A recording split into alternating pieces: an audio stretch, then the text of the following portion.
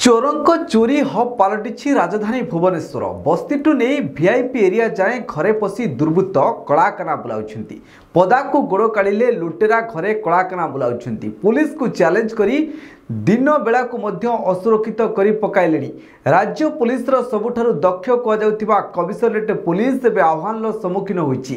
राजधानी Bhubaneswar VIP area भाव परिचित नयापल्ली आईआरसी विलेज रु चोरी ताहा पुणी पूर्वतन मंत्री तथा पूर्वतन पीसीसी सभापति निरंजन पट्टनायक घर गतकाली विलंबित रात्रि 2:30 नयापल्ली वीआईपी एरिया स्थित तांको घरे पशि डकायत माने नगद टंका और अलंकार लुटि नहीं परे राति 3:40 झरका बाटे पड़ाई लुट्र दृश्य सीसीटीवी कैमेरा कैद होईची।